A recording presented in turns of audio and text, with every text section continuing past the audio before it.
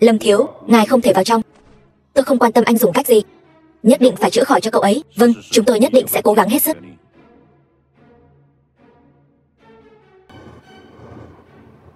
Bên trong là ai vậy? Sao nghiêm trọng quá?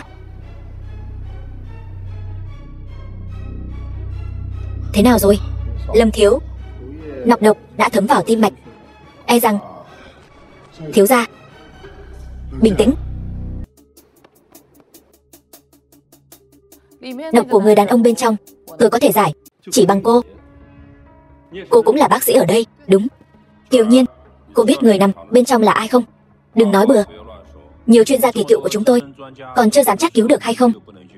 Cô là người đi cửa sau vào đây, cô có cách gì? Các người là không cứu được, hay là không dám cứu? Cô nói chúng tôi thấy mất mạng không cứu sao? Cách nào chúng tôi cũng đã nghĩ tới, đều đã dùng rồi, nhưng độc tố đã thấm vào tim mạch rồi. Dù thần tiên có đến cũng vô dụng.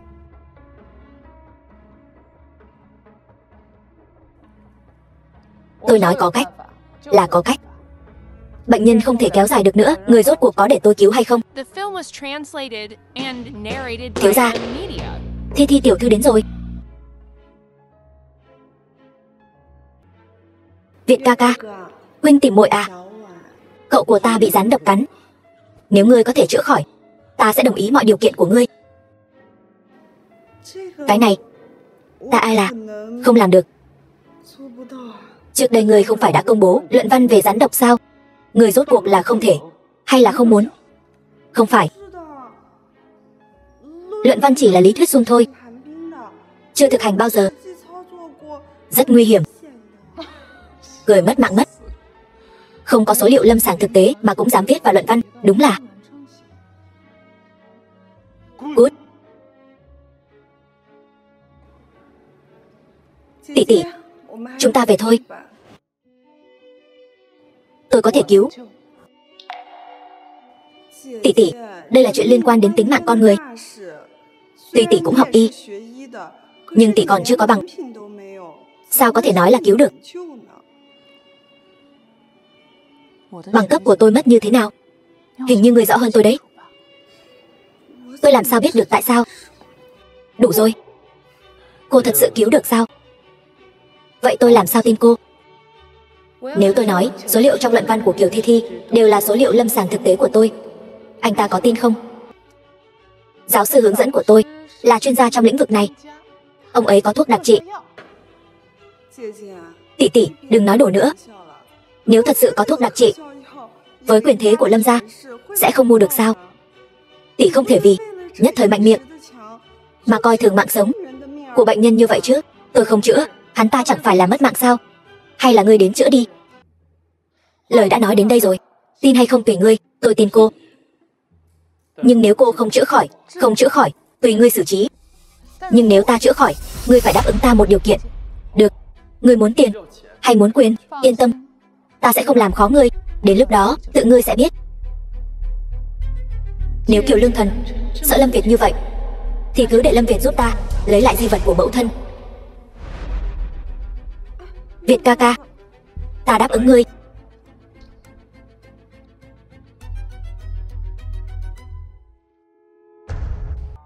Đang phẫu thuật.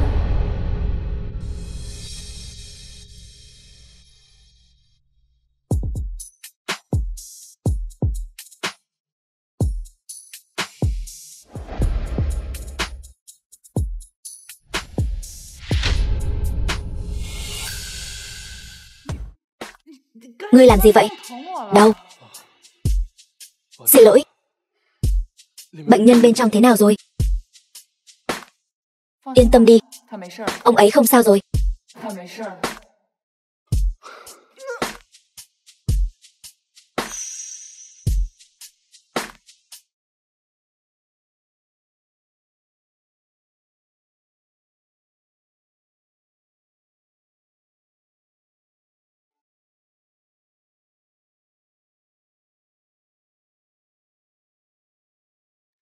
Tôi không nhìn nhầm chứ? Thiếu gia là ông bác sĩ Kiều.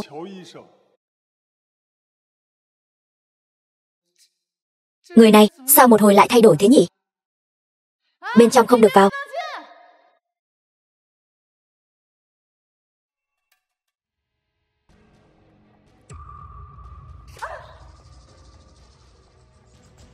Kiều Lương Thần, ngươi làm gì vậy? Nghịch nữ, ngươi còn hỏi ta làm gì? Hôm nay ở bệnh viện làm gì? Nếu không phải Thi Thi nói cho ta biết, ta còn không biết. Ngươi suýt nữa hại mất mạng Thịnh Cửu gia đấy.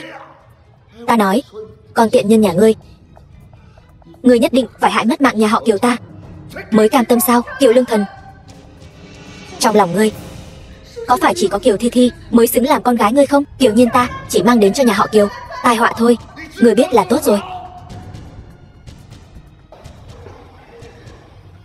Được, từ hôm nay trở đi, ta và nhà họ Kiều ân đoạn nghĩa tuyệt. Cái gì? Ân đoạn nghĩa tuyệt? Nghĩ hay thật. Mơ đi, lão tử nuôi ngươi bao nhiêu năm, cũng đến lúc ngươi báo đáp ta rồi. Đi theo ta. Đi đâu? Đi thôi. Ngươi muốn đưa ta đi đâu? Đi đâu? Ngươi nhất định đã quên cô nương ngoan của ta. Ta gọi ngươi về để làm gì rồi? Gả ta cho nhà họ Tống. Ngoan, biết là tốt. Lại đây. Kiều Lương Thần, ngươi không thể làm vậy. Ta vừa cứu cậu của Lâm Việt, bọn họ sẽ không tha cho ngươi đâu. Chỉ bằng ngươi sao? Đừng nói là ngươi không có bản lĩnh đó. Cho dù có bản lĩnh đó thì đã sao? Ngươi đừng quên, ta rất nhanh sẽ là nhạc phụ của Lâm Việt. Đến lúc đó, ngươi đoán xem cậu ta sẽ giúp ta hay là giúp ngươi đây? Còn ngây ra đó làm gì? Mời đại tiểu thư lên xe. Tống thiếu vẫn đang đợi ở khách sạn.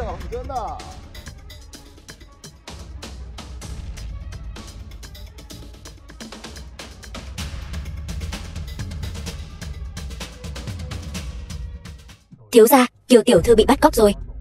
Ngài không đi cứu cô ấy sao? Cô ta có nói muốn tôi đi cứu cô ta sao?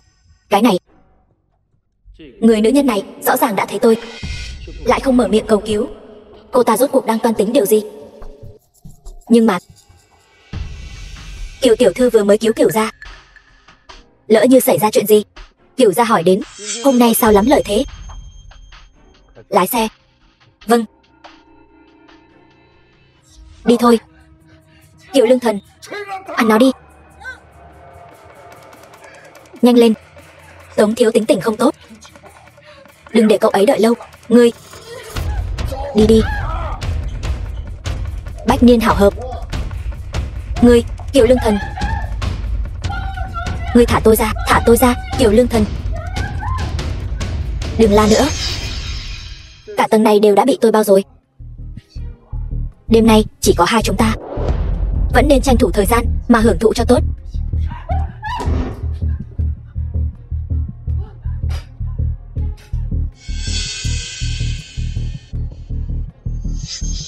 Anh đừng lại gần. Kiều Nhiên, cô không phải đã ở Biên Thành bị lũ thổ phỉ chơi cho nát bét rồi sao?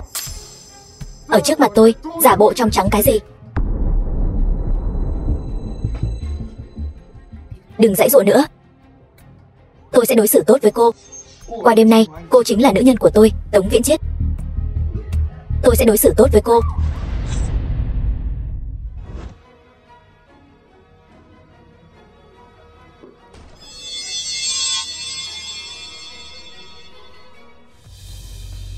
Không sao chứ? Lại đây.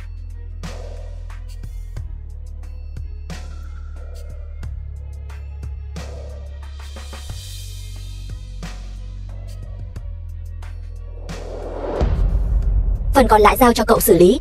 Được.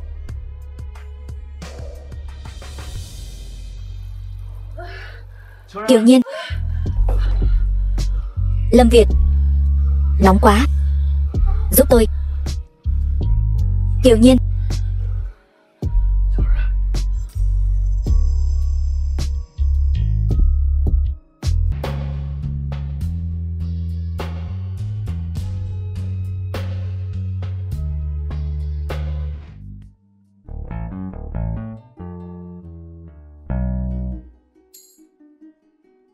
The film was translated and narrated by M Media. Cái này.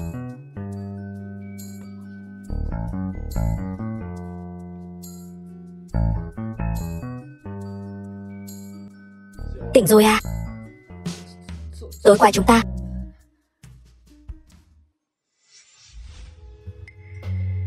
Cô nói xem. Tôi bị hạ thuốc. Nếu tối qua chúng ta.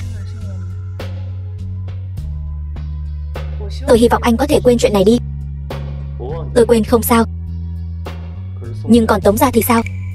Bọn họ quên được sao? Chúng ta làm một giao dịch đi. Kiều Nhiên, tôi giúp cô giải quyết chuyện của Tống Viễn Chiết. Cô làm nữ nhân của Lâm Việt tôi.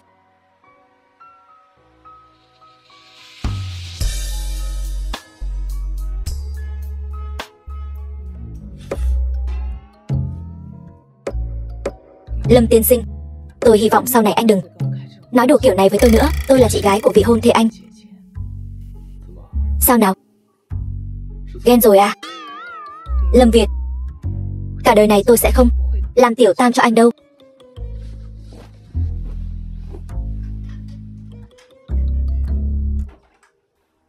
Kiều Nhiên, tôi nhất định sẽ khiến cô đồng ý.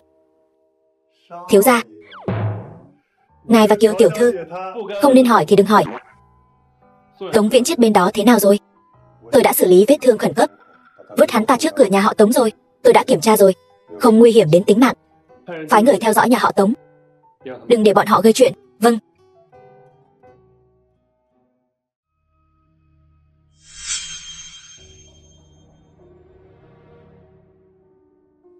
Kiều Nhiên, sao cô ta lại ra từ phòng riêng của Việt ca ca trước? Phòng tổng thống đó.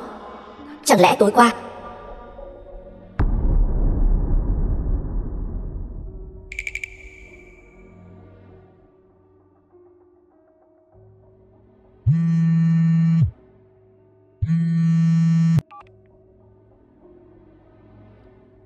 Ngươi nói gì? Tống Viễn Chiết bị thương nhập viện rồi.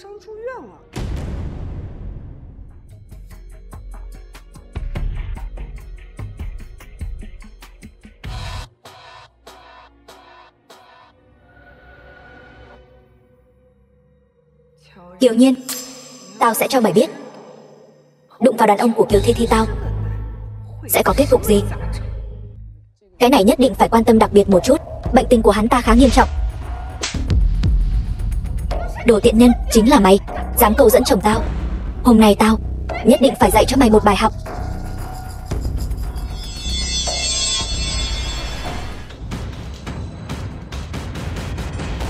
Ngươi bị thương rồi. Thịnh Kiều gia quả nhiên là đồ tiện nhân. Còn có gian phu nữa chứ. Hôm nay dù là Ngọc Hoàng thượng đế đến đây, cô cũng phải cho tôi một lời giải thích. Nếu không tôi sẽ không sống nữa. Đồ tiện nhân này, nó câu dẫn chồng tôi. Mau đến xem. Đồ tiện nhân này, cô nói tôi câu dẫn chồng cô. Cô có bằng chứng không? Đây chính là bằng chứng. Cái này là ở trong túi chồng tôi, tìm được đấy. Cô dám nói đây không phải của cô sao? Hình như đúng là bông tai của bác sĩ Kiều. Tôi còn khen nó đẹp nữa. Đúng vậy, đây là bác sĩ Kiều mua ở nước ngoài. Trong nước không có loại này. Bông tai này đúng là của tôi. Bác sĩ Kiều, cần tôi giúp không? Không cần. Bông tai này đúng là của tôi. Nhưng mà cách đây không lâu tôi vừa làm mất. Cô nói mất là mất à? Vậy cô nói xem, cô đã đi đâu?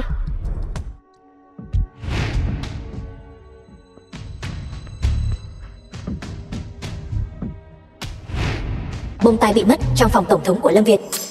Người phụ nữ này không thể nào có cơ hội lấy được, trừ khi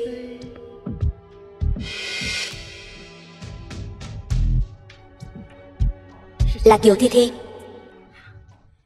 Hết lời để nói rồi phải không? Chính là cô. Cô nhân lúc tôi tăng ca đi khám phòng rồi câu dẫn chồng tôi. Loại người như cô sao có thể làm bác sĩ được chứ? Cô nói là tôi đi khám phòng rồi câu dẫn chồng cô à? Phải, đúng vậy. Gần đây tôi chỉ đến khoa chức năng nam giới thôi. Nếu cô không tin đây là hồ sơ, cô có thể tự xem. Cô nói chồng cô tự thân đã có vấn đề. Tôi phải câu dẫn hắn ta kiểu gì? Sao có thể như vậy được? Chắc chắn là cô giả mạo. Chồng tôi sao có thể có vấn đề được chứ? Ngươi cái đầu miệng toàn phun rác, xem ta có xé rách mồm ngươi không? Ta xem ai dám ở đây làm loạn. Làm gì? Buông ta ra. Buông ra, buông ta ra. Lâm Việt, sao huynh lại tới đây? Đương nhiên là tới thăm tiểu Cữu Cữu rồi. Tay của ngươi. Bác sĩ Kiều, cô không sao chứ? Tôi không sao, bây giờ là ngươi có chuyện. Vết thương này của ngươi cần phải băng bó lại, đi thôi. Không sao, chỉ là vết thương nhỏ. Vết thương nhỏ không xử lý cũng sẽ trở nên nghiêm trọng. Vết thương này của ngươi nhất định phải làm sạch. Ngươi đi theo tôi. Thiếu gia, sao ngài không đi theo vậy? Mày lắm lời quá. Không phải mà. Hù dọa tôi làm gì? Tôi làm sai chuyện gì?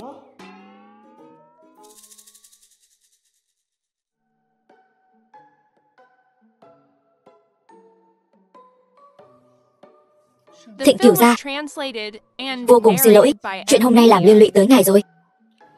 Không sao, mạng này của tôi là cô cứu. Cữu Cữu, huynh không cần khách sáo với cô ta. Khi đó cô ta cứu anh cũng là đổi điều kiện với tôi. Lâm Việt, Kiều Nhiên, tôi nói không sai chứ? Không sai, Thịnh Cửu gia, tôi cứu ngài là có mục đích. Ngài không cần cảm ơn tôi. Ngài sau này cứ nghe lời Lâm thiếu gia, tránh xa tôi ra. Nếu không, chuyện như vậy sẽ còn xảy ra. Tôi, hôm nay đến đây thôi. Ngày mai cùng giờ, tôi lại tới thay thuốc cho ngài. Xin lỗi, bà không sao chứ? Tố Tố. Không đúng, ngươi có quan hệ gì với Tố Tố? Tố Tố, bà quen mẫu thân của tôi sao? Mẹ, sao mẹ lại tới đây? Bao nhiêu năm không gặp, con đã lớn thế này rồi. Tố Tố dưới suối vàng có biết, chắc hẳn sẽ rất an ủi.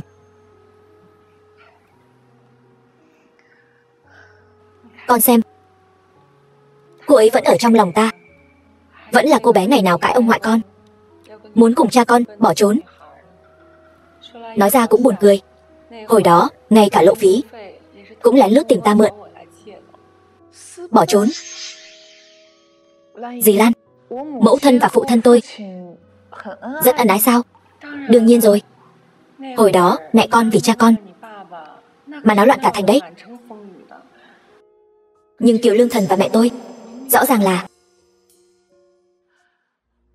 Dì Lan, dì đã từng gặp phụ thân tôi chưa? Người đàn ông này được mẹ con bảo vệ quá tốt, ngay cả ta cũng không được gặp. Chuyện đã qua rồi, đừng nhắc nữa. Nếu mẹ tôi biết tôi và dì có thể gặp lại, bà ấy nhất định sẽ rất vui. Bác sĩ Kiều không chỉ cứu tôi, hóa ra còn có duyên phận với chị như vậy. Là Nhiên Nhiên cứu em. Mục Đình những năm nay chưa từng đối với cô gái nào biểu hiện quan tâm như vậy. Chẳng lẽ hắn... Tốt, đứa trẻ ngoan đã nối lại được duyên phận, còn lại cứu Mục Đình. Ân tình này nhà họ Lâm chúng tôi nhất định phải báo đáp. Con thấy Mục Đình nhà chúng ta thế nào? Dì Lan, con không đồng ý. Sao con lại không đồng ý? Chẳng lẽ con cũng thích Nhiên Nhiên? Dì Lan ơi, dì hiểu lầm rồi. Là con không xứng với Thịnh Cửu gia. Vậy nào, ta thấy cũng xứng đấy chứ. Mục Đình nhà chúng ta cũng hơn con vài tuổi, nhưng mà tuổi tác lớn hơn một chút thì biết thương người ta. Mẹ cũng không hỏi ý kiến cậu út xem sao. Ở đây cứ xe duyên bừa bãi. Mẹ là chị nó, mẹ nuôi nó lớn đến chừng này, không phải hiểu nó hơn con sao? Tôi nói cho các người biết nhé, cô con dâu Nhiên Nhiên này tôi nhất định phải có được. Bất kể là con cưới hay là cậu út con cưới, hai đứa tự lo liệu đi. Dì Lan, cháu tạm thời chưa có ý định kết hôn. Dì có nói là để con bây giờ kết hôn đâu. Nhưng mà cũng phải cho nhau một cơ hội tìm hiểu chứ, phải không? Hơn nữa, hai đứa con trai nhà chúng tôi tuy rằng không liên thân, nhưng mà khắp thiên hạ cũng chẳng có mấy người đàn ông sánh bằng chúng nó. Con nói với dì Lan đi, hai đứa nó con thích ai hơn? Anh Việt, bá mẫu đã đến rồi, cũng không nói với tôi một tiếng. Buổi tụ họp này sao thiếu được tôi chứ? Chị, sao chị cũng ở đây vậy? Thì ra chị tốn bao công sức cứu Thịnh Cửu gia là vì chuyện này sao? Cô không cứu Thịnh Cửu gia là vì cô không muốn cứu, hay là cô không biết cứu vậy? Anh Việt, sao ăn cơm cũng không gọi em vậy? Vị tiểu thư này, đây là buổi họp mặt gia đình chúng tôi. Cô là thân phận gì mà dám đến quấy rầy buổi họp mặt gia đình? Tôi mới là vị hôn thê của nhà họ Lâm. Tại sao cô ta kiểu nhiên lại ngồi ở đây? Anh Việt, anh còn chưa nói với bá mẫu quan hệ của chúng ta sao? Lâm Việt, chuyện gì thế này? Mẹ, cô ấy là vị hôn thê của con hồ đồ rồi. Hôn nhân của Lâm gia chúng ta từ bao giờ lại để con làm càn như vậy? Cô ấy đã cứu mạng con, mẹ nói xem có tính là hồ đồ không?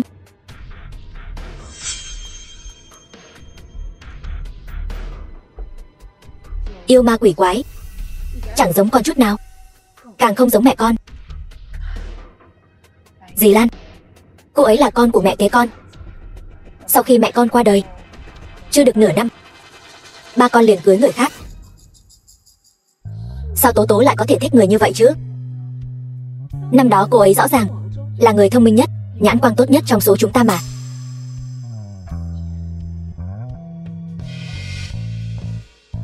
Rốt cuộc năm đó đã xảy ra chuyện gì? Nếu mẹ thật sự ân ái với Kiều Lương Thần đến vậy, sao lại có thể như vậy được?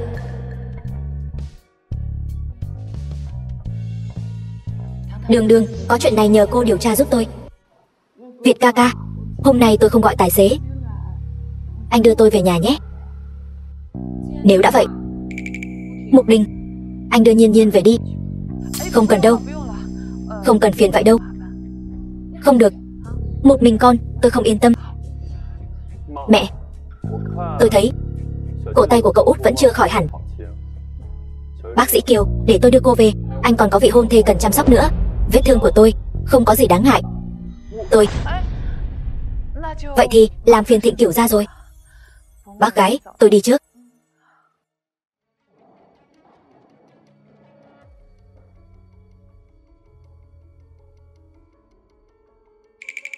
Kiều Nhiên, tôi sẽ không để cô ước mất Việt ca ca đâu.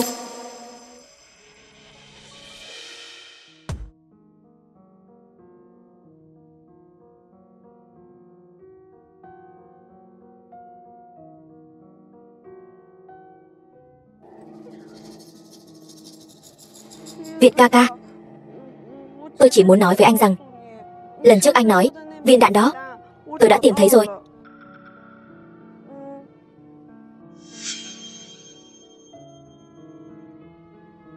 Đúng vậy, là viên đạn của tôi.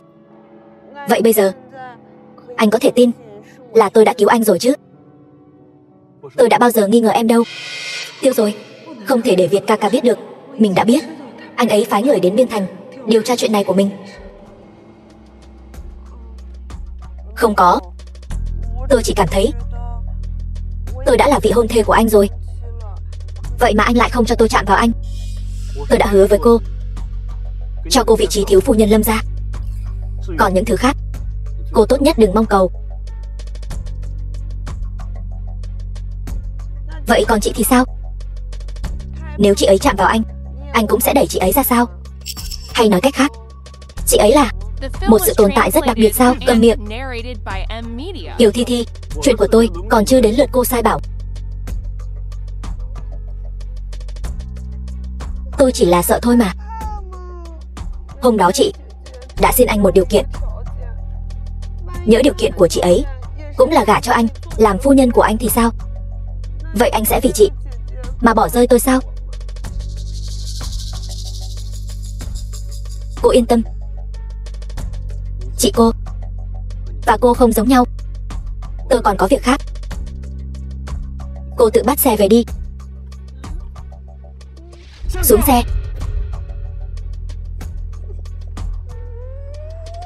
Xuống thì xuống. Làm gì mà hung dữ vậy? Kiều Nhiên, tôi sẽ không tha cho cô đâu.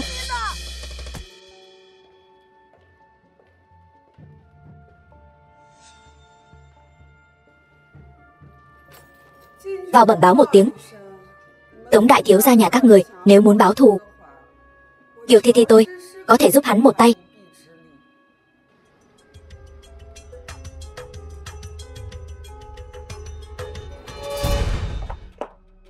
Lâm Việt, anh điên rồi.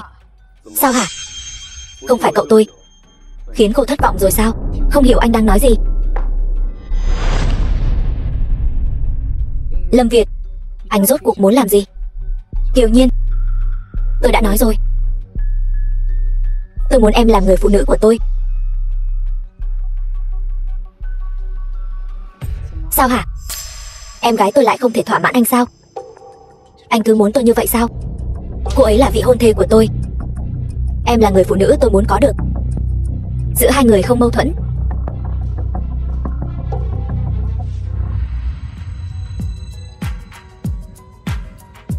Anh mơ đi. Cho dù tôi công khai đoạn video này, em cũng không quan tâm sao? Vô sỉ. Kiều Nhiên, những lời Lâm Việt tôi nói ra nhất định sẽ làm được.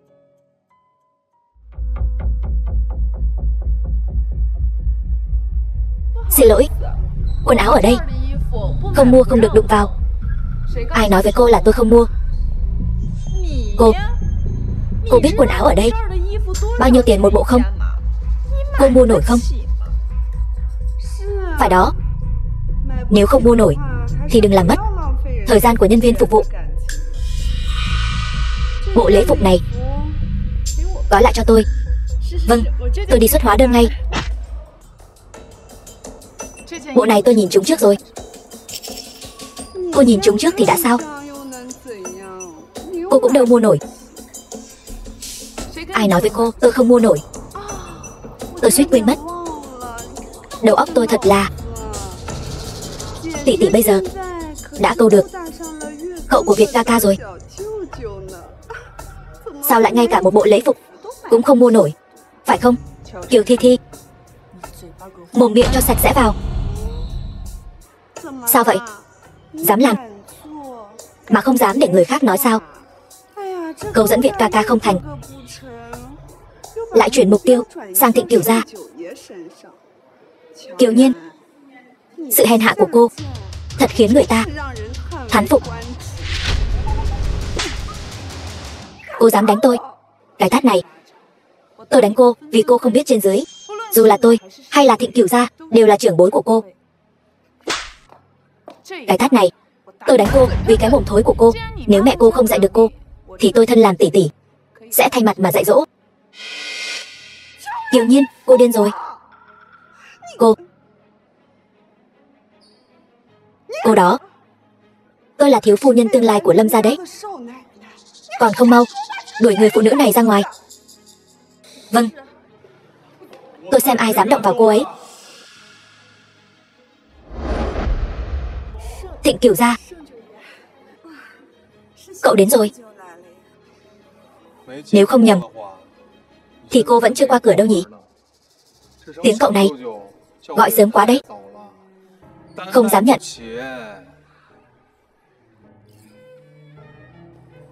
Không sao chứ? Là ta đường đột rồi. Nếu Thịnh Kiều gia muốn thay tỷ tỷ ra mặt, vậy ta nhất định phải giúp người đẹp tọa nguyện rồi. Bộ lễ phục này nhường cho chị vậy.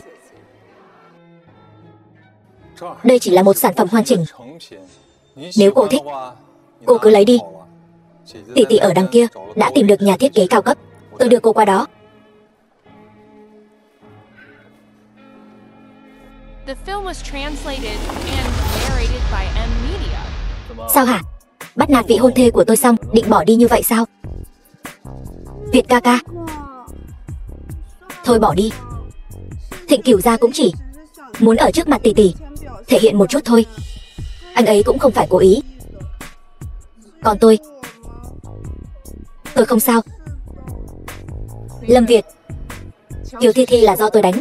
Nếu anh không vui, có thể nhắm vào tôi.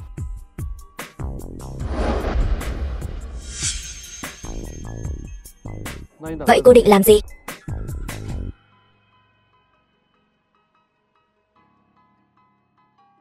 Quậy đủ chưa?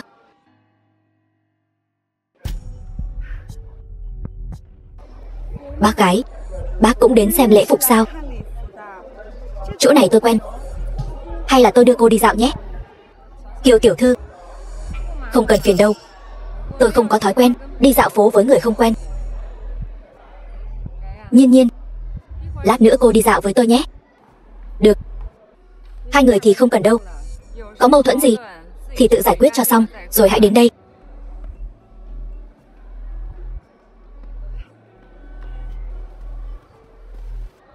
Việt ca ca, Đường Thanh, đưa Kiều tiểu thư về đi. Tôi không về. Đừng mà.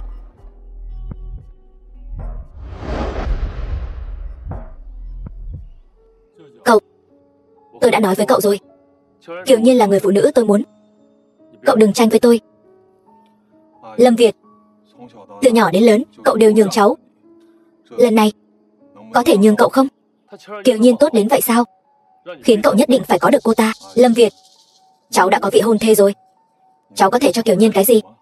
Cô ấy khác biệt. Trước khi tôi điều tra rõ ràng, tuyệt đối sẽ không từ bỏ cô ấy.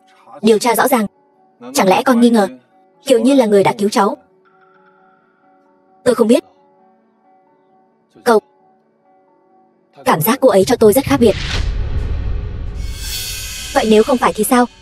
Chẳng lẽ cháu muốn vừa cưới Thi Thi vừa giam cầm cô ấy? Tôi sẽ có cách chứng minh.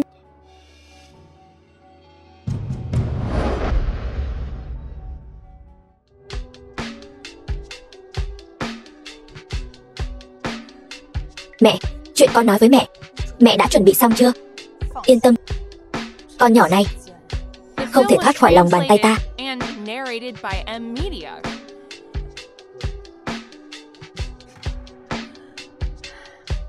Đi đi, con mới là vị hôn thê của Lâm Việt. Tối nay không ai có thể cướp đi hào quang của con.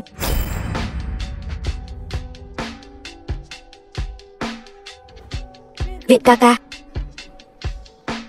Mẹ, Thi Thi tới rồi.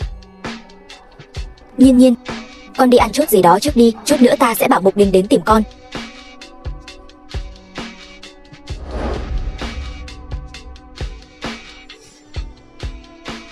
Kiều Nhiên, cho dù Lâm phu nhân cưng chiều ngươi thì đã sao?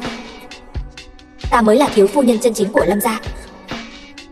Qua đêm nay, ta muốn ngươi không còn cơ hội trở mình.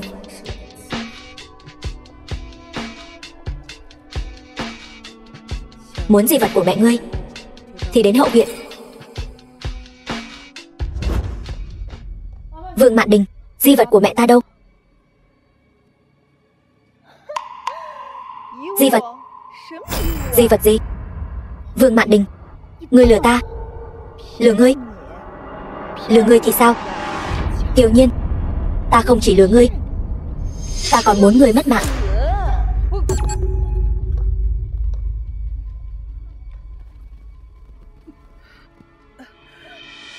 Vương Mạn Đình, ở Lâm gia, sao ngươi dám? Ta có gì không dám? Ngươi tưởng chỉ mình ta muốn ngươi mất mạng sao? Ta và cha ngươi đều mong ngươi sớm mất mạng đi. Giờ ngươi đã sắp mất mạng rồi, ta cũng chẳng ngại nói cho ngươi biết, ngươi căn bản không phải con của Kiều Lương Thần. Ngươi là do mẹ ngươi với gã đàn ông nào đó sinh ra. Ta không phải đồ con hoang. Đưa đi. Xin chào, bác sĩ Kiều đâu? Vừa rồi thấy cô ấy vội vã đi ra ngoài.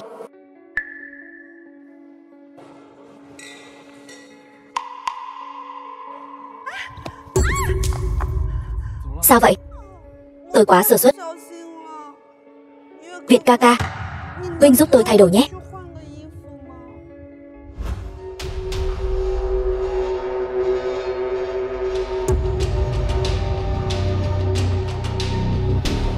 Hãy xóa vết sẹo sau lưng cô ta cho ta. Còn lại, tùy ngươi xử lý. Ta hiểu ý ngươi.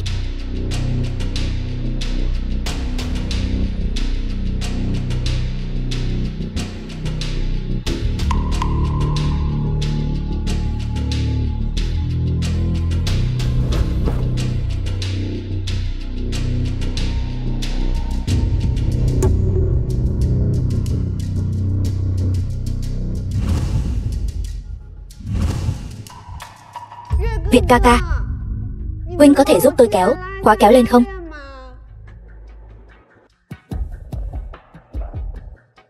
The film was translated and narrated by M Media.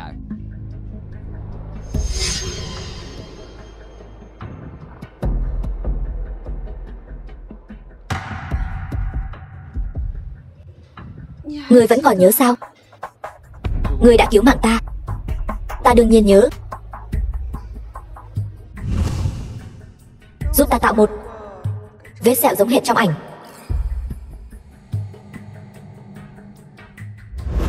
Ngươi chỉ có thể là của Kiều Thi Thi ta.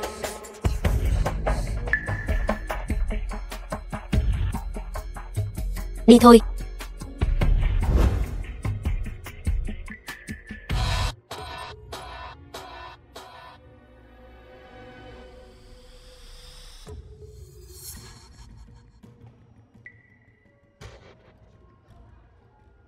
Cái gì?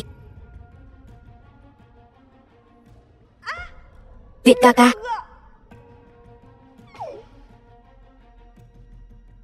Không ổn rồi, bệnh nhân sắp tỉnh lại, còn ngây ra đó làm gì? Thuốc an thần.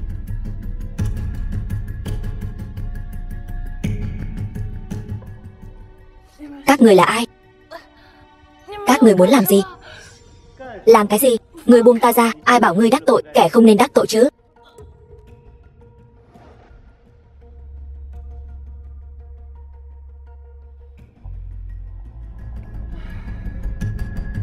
Tiếp tục chuẩn bị. Hôm nay lão tử không moi của ngươi 2 quả thận ra thì không phải là lão tử. Xin lỗi cái bảng hiệu thận y này của tôi.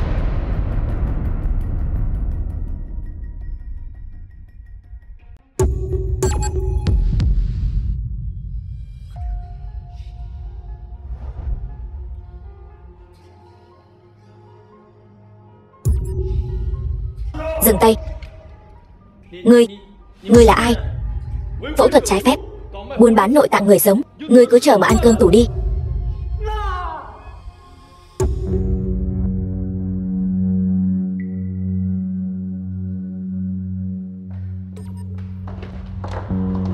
Nhiên Nhiên đâu?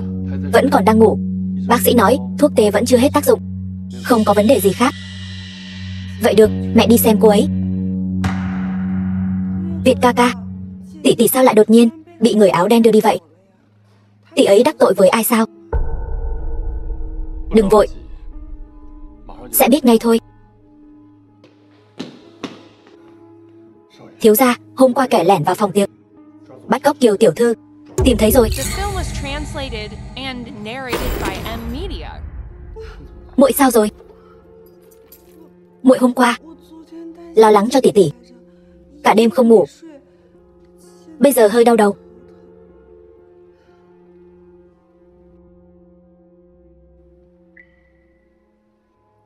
Bọn họ đúng là không coi tôi ra gì.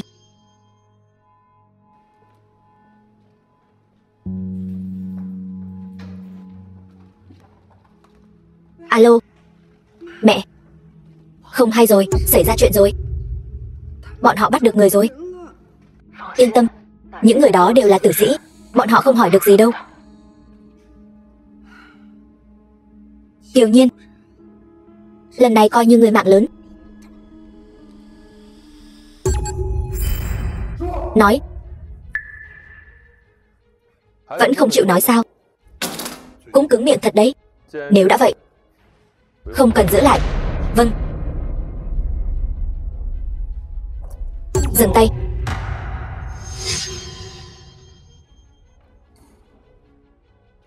Giao cho ta đi.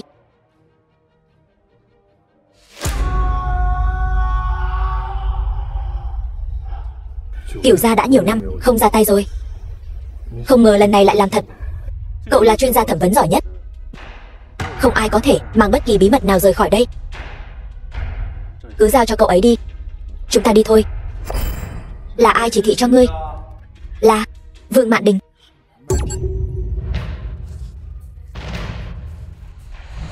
Xử lý đi.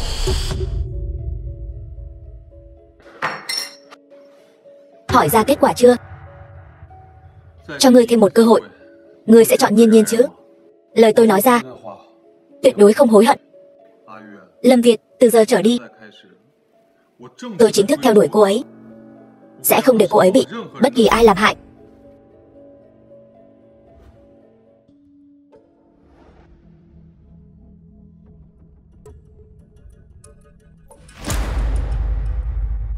Lâm Việt, tỉnh rồi. Lâm Việt, không sao rồi, không sao. Tỷ tỉnh rồi. Kiều Thi Thi. Vương Mạn Đình đâu? Mẹ tất nhiên cũng lo lắng cho tỷ. Tối qua còn gọi điện hỏi thăm tình hình của tỷ, quan tâm tôi. Một kẻ đã tự tay giao tôi cho lũ lang băm đó. Cô ấy quan tâm tôi rốt cuộc có bị hại mất mạng hay không thôi. Tỷ không thể nói bừa như vậy được. Nếu Việt ca ca hiểu lầm thì phải làm sao? Đừng gọi tôi là tỷ. Tôi không dám nhận. Việt ca ca, tỷ lần này chắc chắn là bị kinh hãi quá độ nên mới bắt đầu nói nhảm rồi. Mẹ tôi làm sao có thể hại cô ấy chứ, phải không? Kiều Nhiên, cô hãy dưỡng thương cho tốt. Kẻ nào đã bắt nạt cô, Lâm gia tuyệt đối sẽ không bỏ qua cho hắn. Cho dù người đó là mẹ vợ tương lai của anh đây.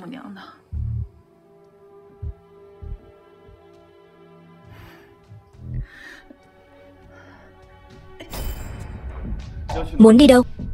Liên quan gì đến anh? Lâm Việt, anh có ý gì? Trước khi vết thương của em lành hẳn, em không được đi đâu cả. Anh, phải đó tỷ. Tỷ mau nghỉ ngơi cho khỏe đi. Ca ca cũng là lo lắng cho tỷ thôi. Dù sao mọi người đều không muốn chuyện lần này xảy ra nữa.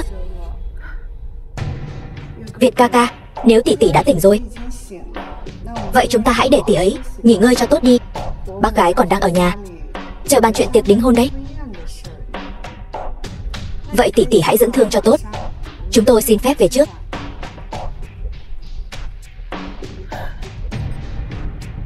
Nếu tôi nói là sự thật, anh còn cưới Kiều Thi Thi nữa không?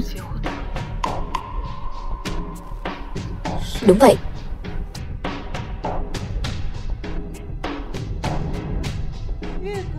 Việt ca ca, đi thôi.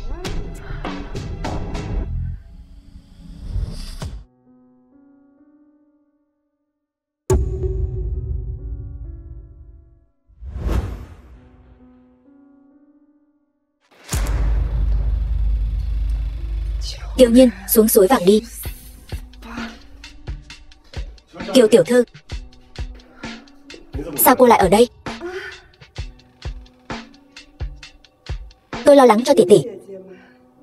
Tiện đường ghé qua thăm cô ấy. Nếu đã thăm xong rồi, vậy cô có thể về được chưa? Đương nhiên.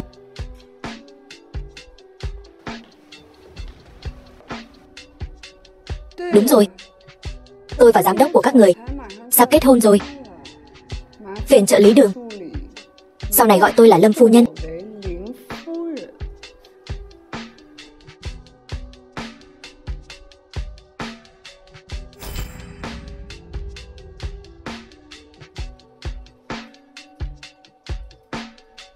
Alo, cô nói quả nhiên không sai.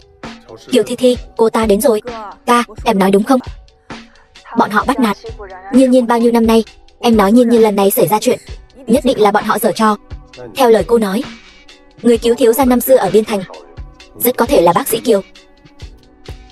Bằng cấp của Kiều Thi Thi căn bản là mua được. Luận văn cũng là ăn cắp của Nhiên Nhiên. Làm sao cô ta có thể đến Biên Thành cứu người được? Lời tôi nói đến đây thôi. Dù sao hiện tại Nhiên Nhiên cái gì cũng không nhớ. Các người cũng không tìm được chứng cứ nào khác thiếu gia mù mắt của các người. Tin hay không thì tùy. Đường Đường, không được nói thiếu gia như vậy. Anh ta là thiếu gia của cậu chứ không phải của tôi mặc kệ. Mấy ngày nữa tôi sẽ về nước. Đến lúc đó tôi nhất định sẽ đích thân giúp Nhiên Nhiên đòi lại tất cả. Con bé này.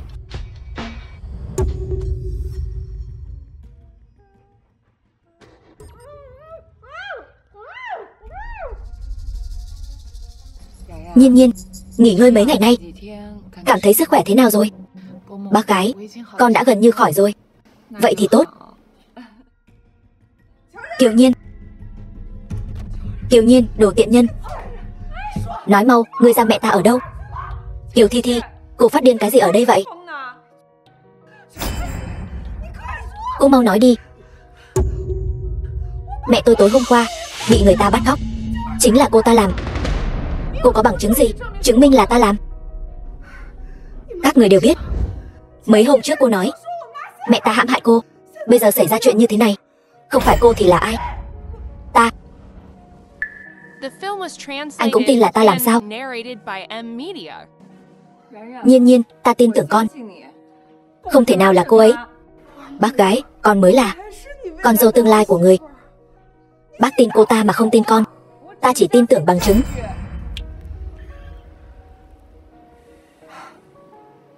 Được. Nếu hai người muốn bênh vực cô ta thì tôi sớm muộn cũng sẽ tìm được bằng chứng. Đường Thanh, đi theo cô ấy, đừng để cô ấy làm chuyện dại dột. Được.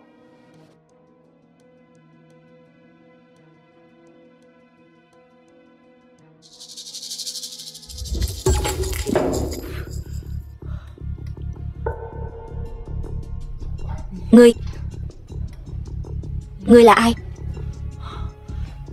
Ngươi muốn làm gì? Ngươi biết ta là ai không?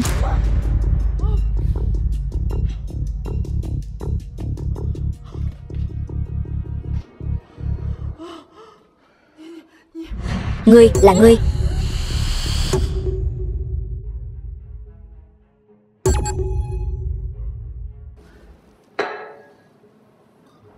Ngồi xuống, uống chén trà.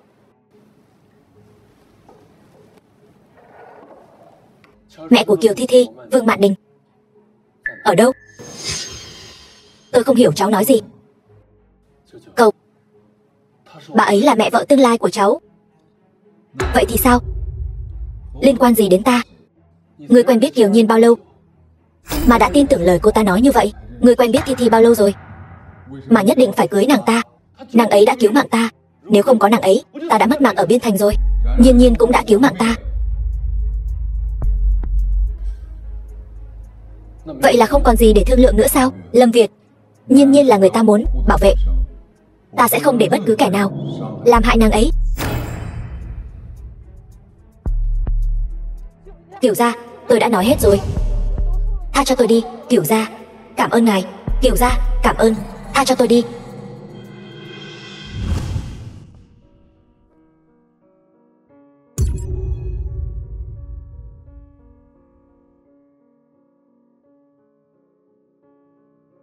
Ngươi đã nghe hết rồi. Vương Mạn Đình, là ngươi bắt cóc cô ta thật sao?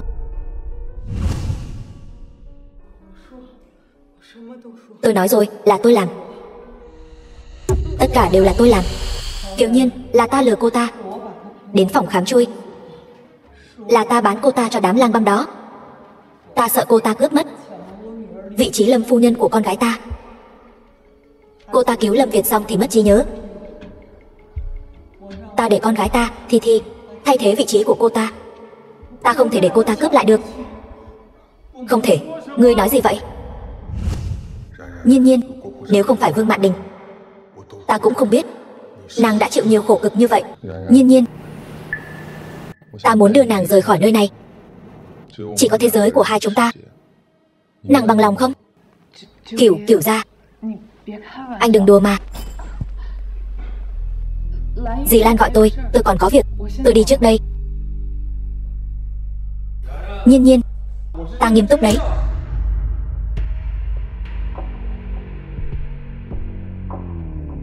Kiều Nhiên, tỉnh táo lại đi. Đừng quên, chuyện của mẹ vẫn chưa giải quyết xong. Sao ngươi có thể làm lỡ dở một người tốt như Cửu gia được chứ?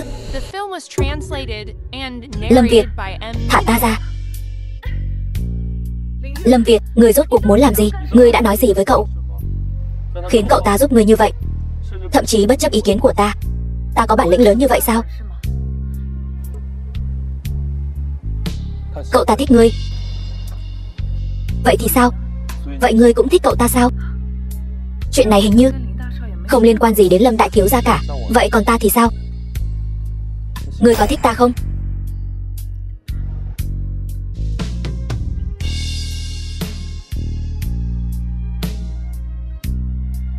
Lâm Việt, lâu như vậy rồi, trò chơi ngươi rượt ta đuổi, ngươi vẫn chưa chơi đủ sao?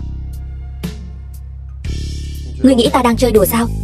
Ta đã nói rồi, ta không thích làm tiểu tam của ai cả. Nếu ngươi thật sự thích ta, vậy thì hãy hủy bỏ hôn ước với Kiều Thi Thi đi. Xin ngươi sau này đừng đến làm phiền ta nữa. Ngươi ghét ta đến vậy sao? Đúng vậy, ta rất ghét ngươi. Thực ra trò chơi này ta đã chơi chán rồi. Kiều Nhiên, ngươi thật sự nhạt nhẽo. Lâm Việt, vĩnh biệt.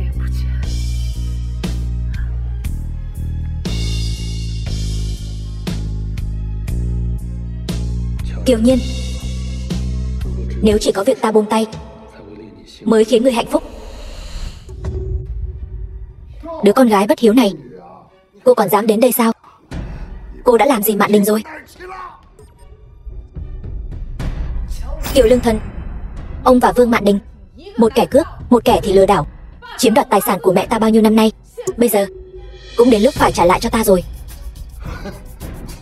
Mẹ ngươi, tất cả mọi thứ ở đây, cái nào không phải của Kiều gia ta? Chút hồi môn mẹ mày mang theo đã tiêu sạch rồi. Vậy sao? Vậy mấy thứ này ông giải thích The thế nào? film was translated and narrated by M Media.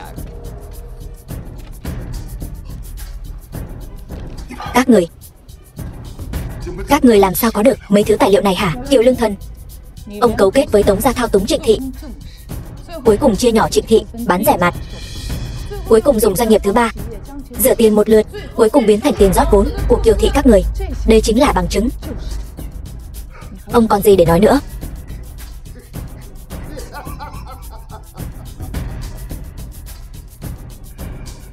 Đúng thì đã sao?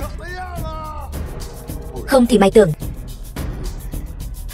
cớ gì tao chứa chấp đôi giày rách như mẹ mày hả? Năm đó nếu không phải tao, bà ta đã bị đuối nước trong nước miếng của người khác rồi. Triệu Hoang còn bỏ trốn với thằng khác. Tao hỏi mày, đây là tiểu thư khuê các gì chứ? Ta thấy chính là đồ rác rưởi bị thằng khác chơi rồi vứt bỏ. Vô sỉ.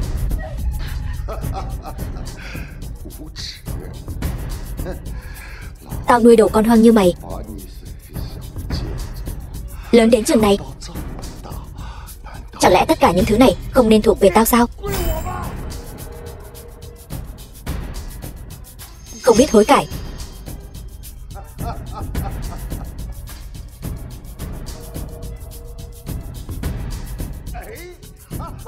Trả lại đây.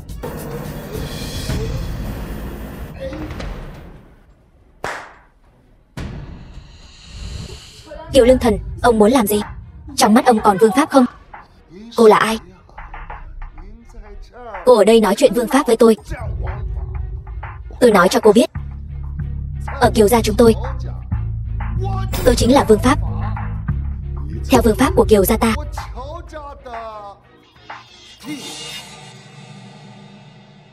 bắt hết kẻ bất hợp pháp này cho ta. Hôm nay nếu không giao ra toàn bộ tài liệu giả mạo thì các người đừng hòng bước ra khỏi Kiều gia. Một cách đường hoàng. Buông ra.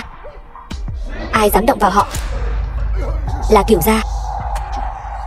Ngài sao lại tới đây?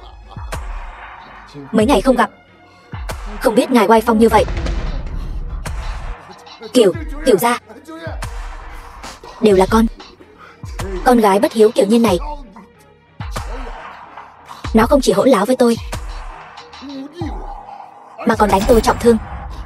Tôi chỉ làm tròn trách nhiệm của một người cha, dạy dỗ nó một chút thôi. Kiểu gia, ông cũng xứng sao? Tham ô tài sản người khác, gây rối trật tự thị trường. Ông xem, điều nào đổ oan cho ông rồi? Bây giờ còn dám ra tay với Kiều Nhiên, lấy mạng người diệt khẩu. Người đâu? Áp giải hắn xuống cho tôi, Kiểu gia. Đưa hắn đến đồn cảnh sát. Kiểu gia, ngài không công bằng. Nhiên, bao nhiêu năm qua, cuối cùng cô cũng thay mẹ cô trả được mối hận này rồi. Không sao chứ? Không sao. May mà trước khi tới, tôi đã gọi điện cho Thịnh Thúc Thúc, mới có thể để Thịnh Thúc Thúc anh hùng cứu mỹ nhân. Sao rồi Nhiên, Thịnh Thúc Thúc có phải rất đẹp trai không? Hơn hẳn Lâm Việt. Thịnh Kiểu gia, cảm ơn ngài.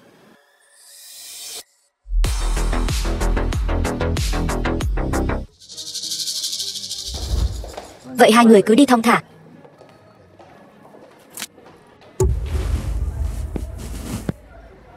Giờ Kiều gia đã về lại tay Kiều Nhiên rồi, thì Vương Mạn Đình cũng sẽ không gây ra sóng gió gì nữa. Cậu mau thả bà ta ra đi. Lâm Việt, cháu đối với mẹ vợ tương lai của cháu cũng thật là để tâm đấy. Dù sao bà ta cũng là mẹ của Kiều Thi Thi. Nếu như cháu biết bà ta cái gì, không có gì. Vậy Vương Mạn Đình, Lâm Việt, chẳng lẽ cháu chắc chắn bà ta đang ở trong tay tôi như vậy sao?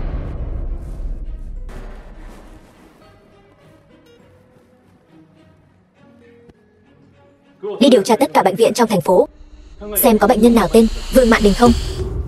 Đều là của tôi.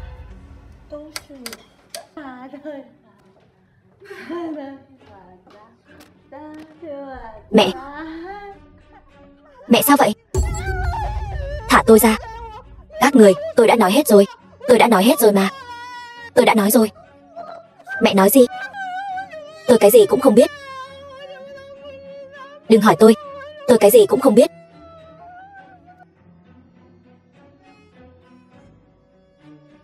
Việt ca ca, mẹ tôi làm sao vậy? Lúc phát hiện ra bà ấy thì bà ấy đã mất trí rồi, không hỏi được gì cả. Là Kiều Nhiên. Nhất định là cô ta làm. Cô ta bức ép mẹ tôi phát điên, hại cha tôi. Người tiếp theo chính là tôi. Việt ca ca, cứu em. Em yên tâm, có anh ở đây, cô ta sẽ không làm hại em đâu. Vậy chuyện của cha mẹ tôi cứ bỏ qua như vậy sao? Em không có chứng cứ chứng minh bác gái là do cô ta hại. Còn cha em, ông ta tội đáng phải bị như vậy. Nhưng họ đều là người thân nhất của tôi. Rõ ràng người cứu anh là tôi. Tại sao anh luôn bênh vực cô ta?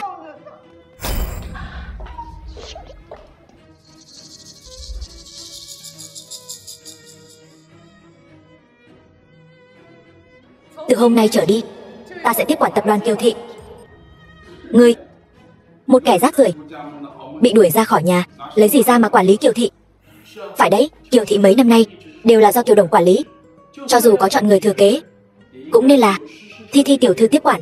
Cô lấy tư cách gì? Vốn liếng để Kiều Thị phất lên là dựa vào của hồi môn của mẹ tôi.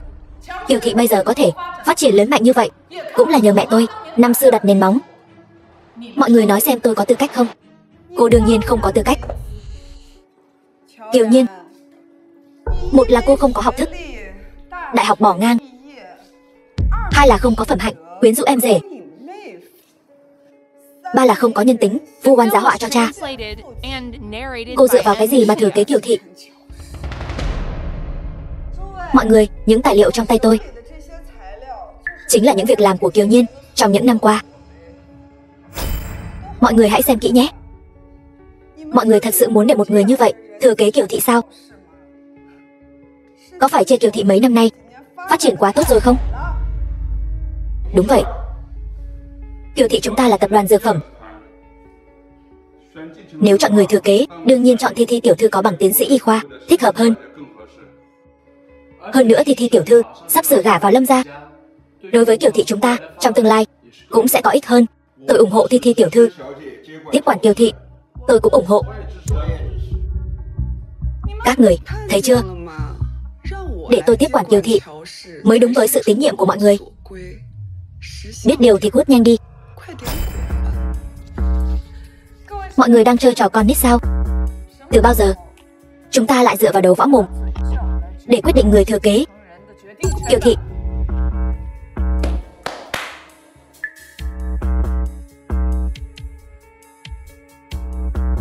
Xin lỗi mọi người. 35% cổ phần trong tay Kiều Lương Thần và 25% cổ phần mẹ Kiều Nhiên để lại cho cô ấy hiện tại đã hoàn toàn chuyển nhượng sang tên Kiều Nhiên tiểu thư. Cô ấy hiện đang nắm giữ 60% cổ phần của Kiều thị, là người nắm quyền thực sự của Kiều thị. Không thể nào. Cô đừng có nói bậy nữa. Cô căn bản không phải con gái ruột của cha. Sao ông ấy lại chuyển cổ phần cho cô được? Đúng vậy, tôi không phải con của Kiều Lương Thần. Cuối cùng cô cũng thừa nhận rồi. Cô căn bản không có tư cách thừa kế Kiều thị. Tôi là chủ nợ của tập đoàn Kiều thị. Năm xưa, Kiều Lương Thần đã dùng thủ đoạn phi pháp cùng Tống gia cấu kết thao túng thị trường, làm phá sản Trịnh thị, công ty của ông ngoại tôi. Bây giờ ông ta đang thụ án. Toàn bộ cổ phần của ông ta ở Kiều thị hiện tại đều dưới hình thức nợ, chuyển nhượng toàn bộ cho tôi. Không thể nào. Chữ ký của chính Kiều Lương Thần, giấy trắng mực đen rành rành. Cô còn gì không tin nữa? Mọi người nói gì đi chứ?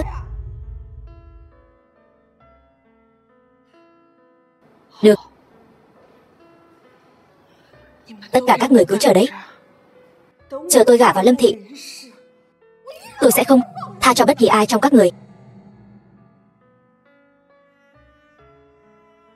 Mọi người còn ý kiến gì không?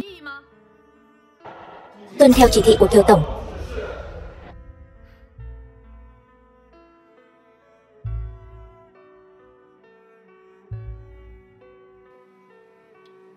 Vừa rồi thật là hả dạ. Nhiên Nhiên, cô không thấy cái vẻ mặt của Kiều Thi Thi lúc đó đâu, làm tôi mắc cười quá đi mất. Mẹ, những gì mẹ đã mất, con sẽ giúp mẹ lấy lại từng chút một. Nhiên Nhiên, bây giờ công ty đã trở về với cô rồi. Bước tiếp theo, cô định đi tìm cha ruột của mình sao? Nếu lúc trước là ông ta lựa chọn bỏ rơi hai mẹ con chúng tôi, thì bây giờ tôi cũng không cần thiết phải nhận ông ta. Việc cấp bách nhất hiện nay là phải tìm thấy di vật của mẹ tôi. Chỉ cần tìm được thì tất cả mọi chuyện sẽ kết thúc. Cô đã có manh mối nào chưa? Khi Kiều gia bị khám xét, không tìm thấy di vật của mẹ tôi nghĩ Kiều Lương Thần vì muốn nịnh bợ Tống gia, nhất định đã tặng cho Tống gia rồi.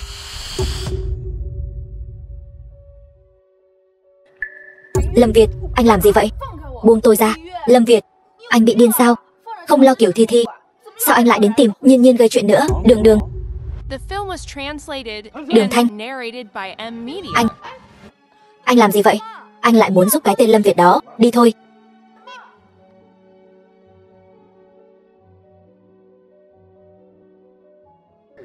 Lâm Việt, anh đã nói sẽ không dây dưa với tôi nữa, nhưng tôi không nói là không quan tâm đến tính mạng của cô. Nếu cô không muốn sống thì cứ việc nói thẳng, cần gì phải đến Tống gia.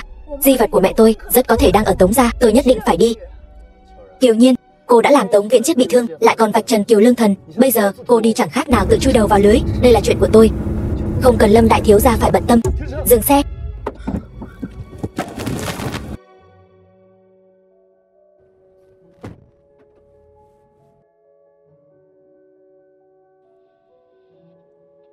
Cậu nói gì? Mẹ tôi bị ốm. Tôi đến ngay. Lên xe, mẹ tôi bị ốm rồi.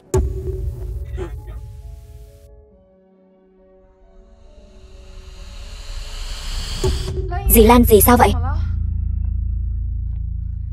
Cô còn biết đến đây nữa sao? Uổng công dì Lan ngày thường đã chăm sóc cô chu đáo như vậy. Tôi không sao, bệnh cũ thôi. Vừa rồi Kiều tiểu thư có kê cho tôi ít thuốc. Kê thuốc.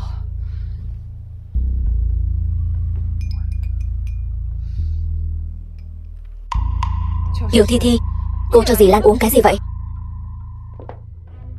Tôi nói cô cũng không biết đâu. Đừng quên, tôi là tiến sĩ y khoa. Nhiên Nhiên, sao vậy? Vừa rồi tôi chỉ hơi hồi hộp thôi. Cô ấy kê cho tôi một ít thuốc an thần. Chắc không sao đâu nhỉ? Dì Lan, tôi không biết dự tính đã phát huy đến mức nào rồi, nhưng dì nhất định phải đi bệnh viện với tôi ngay để làm một cuộc kiểm tra kỹ lưỡng. Tôi nói kiểu như này, cô đừng gây rối nữa được không? Bác gái vừa mới đỡ hơn chút, người có thể để bà ấy nghỉ ngơi cho tốt không? Người không thể vì muốn chứng minh mình giỏi hơn ta mà bất chấp sức khỏe của bác gái như vậy chứ. Câm miệng. Dì ơi, dì cố gắng thêm chút nữa, con sẽ đưa dì đến bệnh viện ngay. Đừng làm loạn nữa, mau để bác gái nghỉ ngơi đi. Người xem sắc mặt bác gái đã kém lắm rồi. Lâm Việt, tin ta đi, mau phái xe đưa dì Lan đến bệnh viện, trễ hơn nữa sẽ không kịp đâu. Việt ca ca, huynh tin muội đi, muội có thể hại bác gái sao? Mẹ, dì Lan.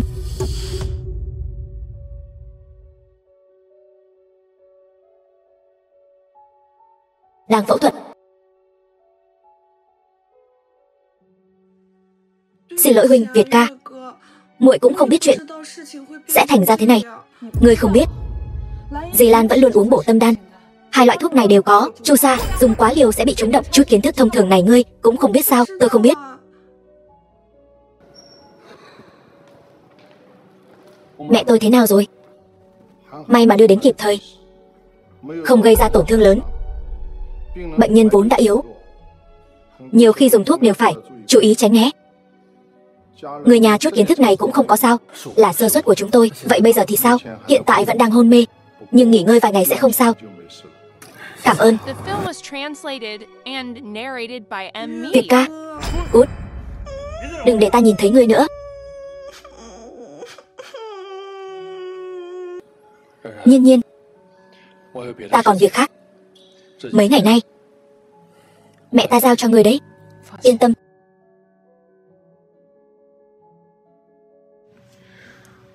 Thiếu gia, chuyện Kiều Thi Thi làm ngài cũng đã thấy rồi. Ngài thật sự nghĩ người năm xưa cứu ngài ở Biên Thành là cô ta sao? Y thuật của Kiều Thi Thi có hạn, tôi cũng biết.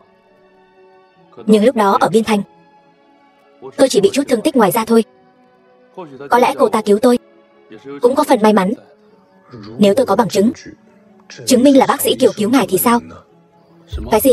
Lần này đường đường về mang đến cho tôi tin tức khác.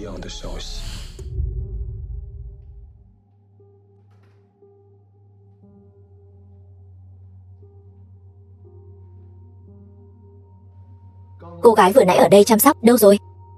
Hình như vừa nãy cô ấy nhận được một cuộc gọi nên ra ngoài rồi. Kiểm tra tất cả camera giám sát của các bệnh viện gần đây cho ta. Ta muốn biết ngay tung tích của Kiều Nhiên.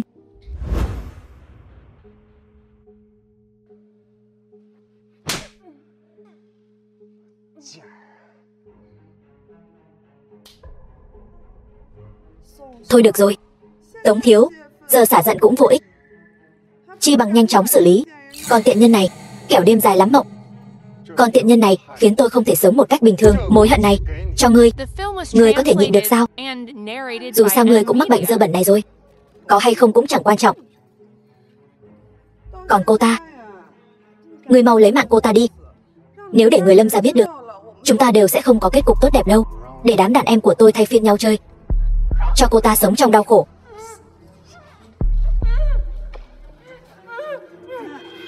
Vậy tôi đi trước nhé, các người cứ tiếp tục.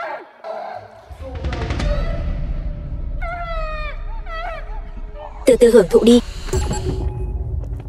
Lâm Việt. Nhiên Nhiên một tiếng trước đã gửi tin nhắn cho tôi, nói là người Tống gia muốn gặp cô ấy, nhưng giờ tôi không liên lạc được với cô ấy. Chắc chắn cô ấy đã xảy ra chuyện rồi. Đường Đường, bình tĩnh nào. Chúng ta đã điều tra ra rồi, là do Tống gia ra tay. Bác sĩ Kiều bị bắt cóc đến một nhà kho ở ngoại ô. Đưa tôi đi cùng. Đường Thanh, trông chừng em gái cậu, đừng để cô ấy gây rối.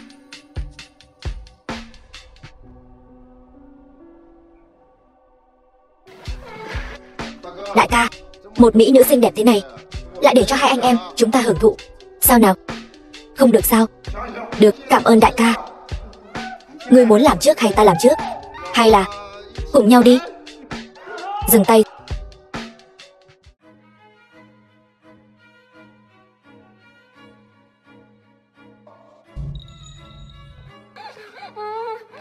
Giờ mới biết sợ sao?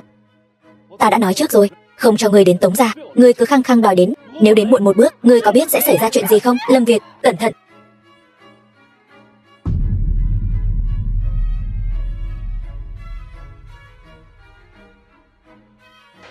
Chỉ dựa vào ngươi, còn chưa làm ta bị thương được đâu. Vậy sao? Cẩn thận.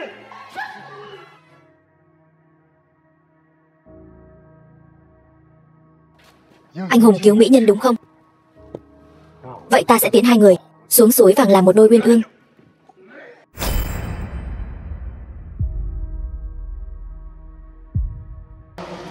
Lâm Việt ơi!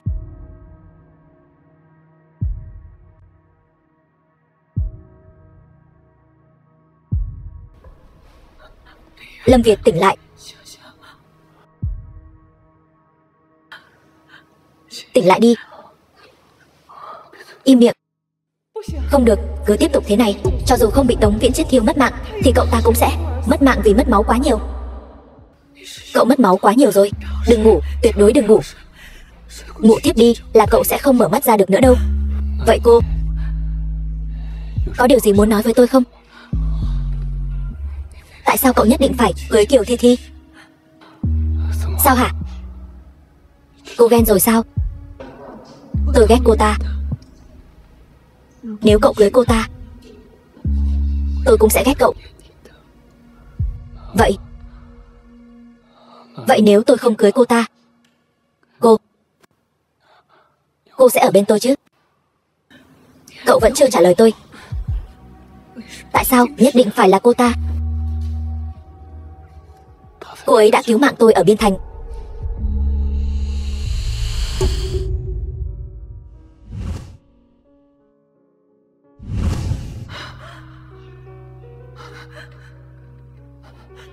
Là Kiều Thi Thi nói với cậu.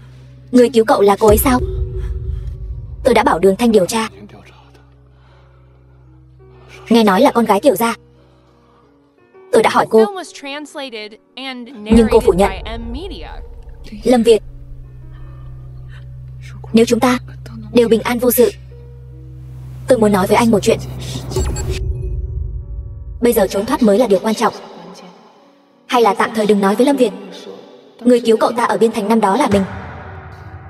Cô rõ ràng biết có nguy hiểm, tại sao còn đến gần Tống gia? Lâm Việt, không phải ai cũng giống như cậu, muốn gì được nấy. Tôi là người thân duy nhất của mẹ tôi trên đời này. Nếu tôi không đi giành giật cho bà ấy thì sẽ chẳng có ai giúp bà ấy cả. Nói đủ chưa? Không ngờ Đường là Lâm thiếu gia lại vì một đứa con gái bị ruồng bỏ của Kiều gia mà rơi vào tình cảnh thê thảm như thế này. Tống Viễn Chiết, tôi khuyên anh nên dừng tay lại. Nếu không, hậu quả anh gánh không nổi đâu. Hậu quả. Anh tưởng tôi sợ sao?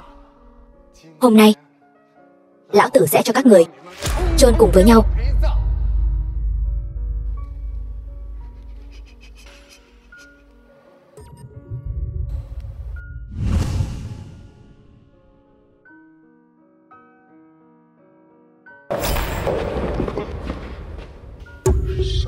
Thịnh Cửu gia, bắt hắn lại cho tôi.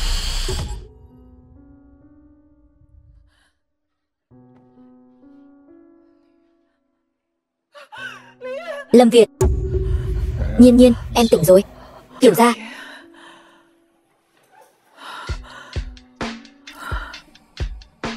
là ngài đã cứu tôi. Lâm Việt đâu? Lâm Việt không sao. Cậu ấy chỉ tạm thời hôn mê, bây giờ đã an toàn rồi. Không được. Nhiên, lúc em ở trong kho. Tôi thật sự sợ em không tỉnh lại được. Cho tôi một cơ hội, được không?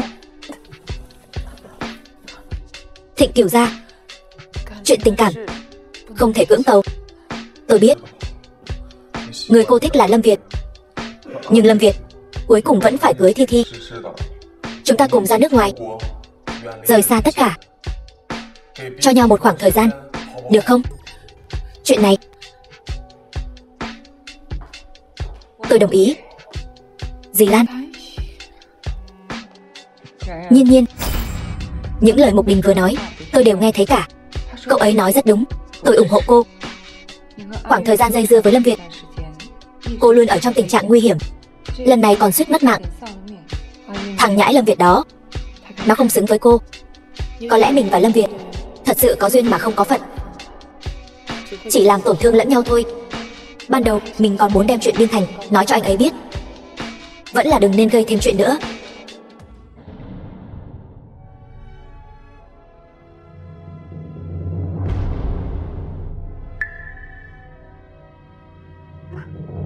Việt ca ca, huynh tỉnh rồi.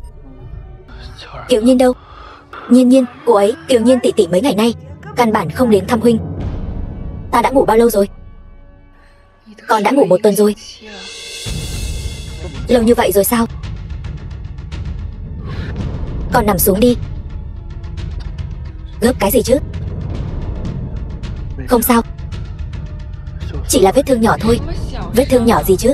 Lần này con mất rất nhiều máu, may mà không nguy hiểm đến tính mạng. Nếu không thì con bảo mẹ phải làm sao? Mẹ sẽ không có lần sau nữa. Kiều Nhiên đâu? Con phải đi tìm cô ấy. Anh còn muốn đi tìm cô ta sao? Cô ta sắp sửa cùng Cửu gia xuất ngoại rồi. Không thể nào. Không có gì là không thể.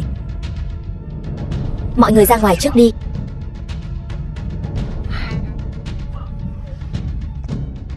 Ra ngoài.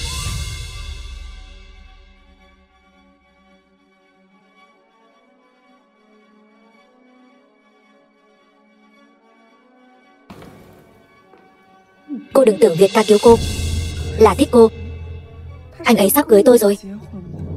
Cô mau xuất ngoại đi, đừng bao giờ quay lại nữa. Liên quan gì đến cô? Kiều Thi Thi, tôi thật sự rất tò mò, trong cuộc đời cô rốt cuộc còn có cái gì không phải đồ ăn cắp nữa. Còn không mau ra ngoài.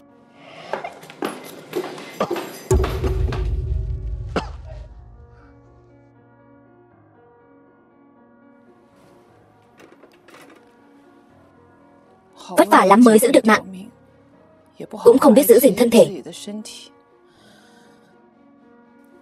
Trước khi vết thương lành, nhất định phải chú ý, đừng làm phiền nhân viên y tế chúng tôi. Tôi vì cứu em mà bị thương. Em không những không đến thăm tôi, còn ghét bỏ tôi như vậy. Sao hả? Không còn gì để nói nữa sao? Lâm Việt, tôi đến để từ biệt anh. Kiều Nhiên, ý cô là gì? Chính là nghĩa đen của nó. Tôi vốn dĩ bị Kiều Lương Thần ép nên mới về nước. Bây giờ hắn ta đã bị bắt, tôi cũng nên quay về rồi. Di vật của mẹ cô không cần nữa sao? Đường Đường sẽ giúp tôi tìm. Tống Viễn Chết làm ra chuyện như vậy, Tống gia chắc chắn sẽ sụp đổ. Đến lúc đó di vật của mẹ tôi nhất định sẽ. Vậy còn tôi, anh? Không phải anh sắp đính hôn rồi sao? Liên quan gì đến tôi? Kiều Nhiên, cô là thật ngốc hay giả ngốc vậy? Lâm Việt, người anh cuối cùng phải cưới là người đã cứu anh ở Biên Thành. Nếu anh cho rằng người đó là Kiều Thi Thi, vậy thì xin anh hãy kiên định với suy nghĩ của mình, được không? Chuyện đó ta vẫn còn. Đủ rồi Lâm Việt, mọi chuyện đã kết thúc rồi. Ta đến đây là để nói cho người biết, ta muốn cùng Thịnh Cửu gia xuất ngoại.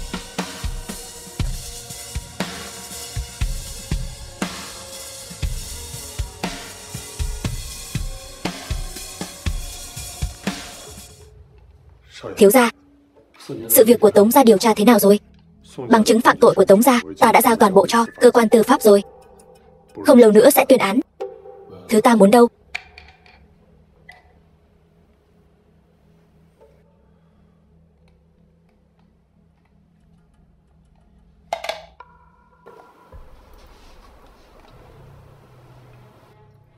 Tống gia và Kiều gia luôn lén lút cấu kết với nhau. Ta nghĩ miếng ngọc bội này nhất định có liên quan đến thân thế của bác sĩ Kiều.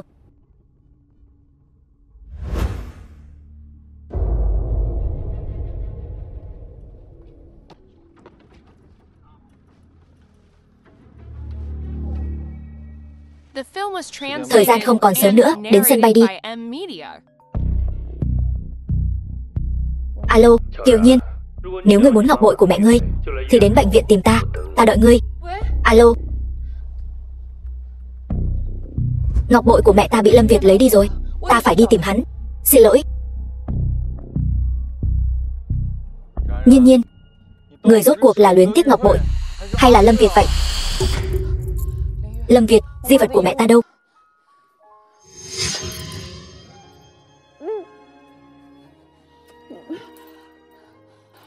Kiều Nhiên, ta mất nửa cái mạng cứu ngươi. Ngươi không thể đối xử với ta như vậy. Lâm Việt, ta không muốn cãi nhau với ngươi. Di vật của mẹ ta đâu?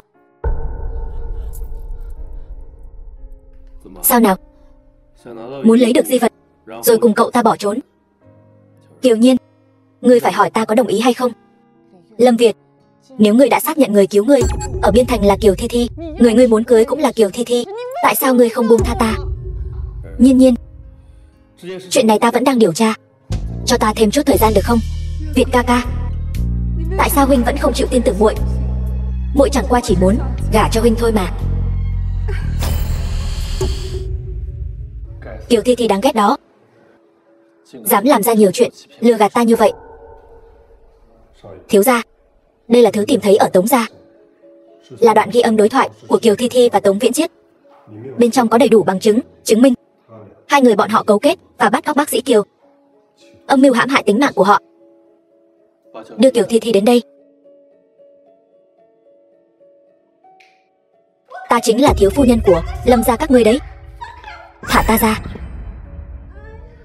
Việt ca ca, huynh xem thuộc hạ của huynh đối xử với muội như thế nào kìa, đều làm muội đau hết cả rồi. Chuyện gì vậy? Thiếu phu nhân. Kiều Thi Thi, người nghĩ một kẻ mạo danh thế thân xứng làm phu nhân của Lâm Việt ta sao? Mạo danh thế thân gì chứ? Việt ca ca, huynh đang nói gì vậy? Muội nghe không hiểu gì cả. Chúng ta có hiểu lầm gì đó chăng? Sắp mất mạng đến nơi rồi mà còn chối cãi. Kiều Thi Thi, đừng tưởng sắp được làm Lâm thiếu phu nhân rồi thì dám không coi ta ra gì. Đừng quên, trong tay ta có tất cả bằng chứng người mạo danh Kiều Nhiên. Còn gì muốn nói nữa? Không phải như vậy. Việt ca ca, huynh nghe muội giải thích. Là Tống Viễn Chiết, tên cặn bã Tống Viễn Chiết đó, hắn muốn muội giúp hắn hãm hại Kiều Nhiên tỷ tỷ, nhưng muội không chịu. Sau đó hắn liền đe dọa muội. Hắn ngụy tạo ra những chứng cứ này. Muội, Việt ca ca, cho dù huynh không tin muội, huynh cũng phải tin tưởng vết sẹo trên lưng muội chứ. Vì cứu ta mà để lại sẹo, đúng không? Vết sẹo vì ta mà có. Tại sao cả kinh thị đều không tìm thấy hồ sơ khám bệnh của muội, ngược lại mấy tháng trước lại có hồ sơ phẫu thuật của muội ở chỗ Lang Băm? Đó là bởi vì vết sẹo sau lưng muội là giả. Người đâu? Giao Kiều Thi Thi cho cảnh sát, để những việc ác cô ta làm phải nhận báo ứng thích đáng. Không phải sự thật. Việt ca ca, không phải là sự thật đâu. Việt ca ca, huynh tin muội đi.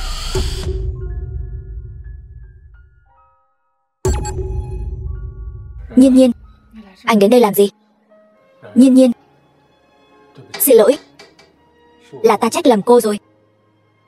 Ta không chỉ lầm mắt cá thành ngọc trai, mà còn nhận nhầm ân nhân cứu mạng. Ta không dám đối diện với nội tâm mình, không dám đối diện với lòng mình thích cô. Nhiên Nhiên, xin lỗi, ta thích cô. Anh đã biết hết rồi. Là lỗi của tôi, để em đợi lâu rồi. Nhiên Nhiên, em có phải đang ngại ngùng không? Vậy anh có thể tiếp tục theo đuổi em không? Anh đảm bảo.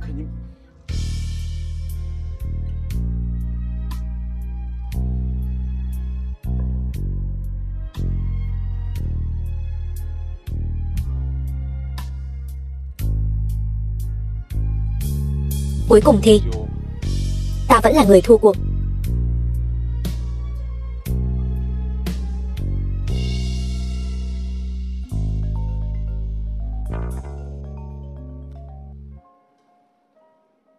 Alo, thiếu gia, Kiều Thi Thi đã thoát khỏi người của chúng ta, bỏ trốn rồi.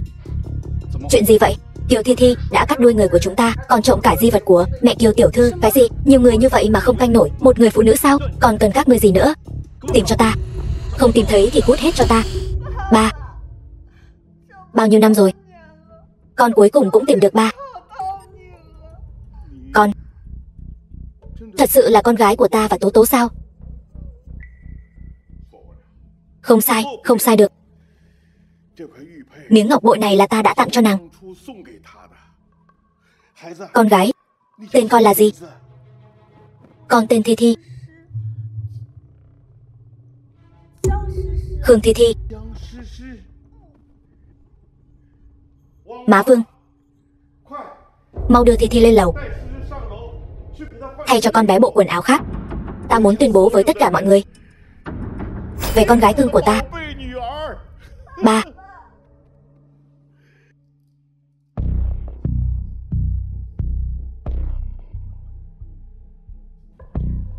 Kiều Nhiên, đến cùng cô vẫn là kẻ thua cuộc.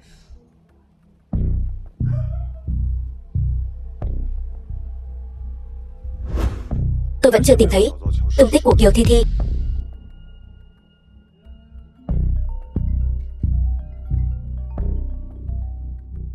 Alo, Kiều Kiều, tôi có tin tức về ngọc bội. Của gì rồi? Miếng ngọc bội này đã từng thấy trên người của người nắm quyền Giang gia. Hơn nữa, hôm nay Giang gia đột nhiên tuyên bố đã tìm được con gái thất lạc. Kiều Kiều, chuyện này chắc chắn có ẩn khúc. Được, ta biết rồi. Xem ra, không chỉ thân phận của tôi có liên quan đến Giang gia, mà Kiều Thi Thi nhất định là nhanh chân đến trước rồi. Vậy chúng ta cùng đến Giang gia, tìm hiểu ngọn ngành.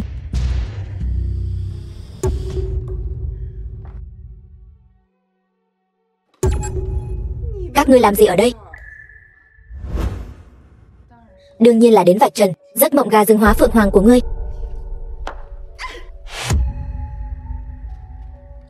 Ngươi buông ta ra. Đây là nhà của ta, còn chưa đến lượt các ngươi đến đây làm càn. Mau cút ra ngoài cho ta. Kiều Thi Thi, trả ngọc bội lại cho ta.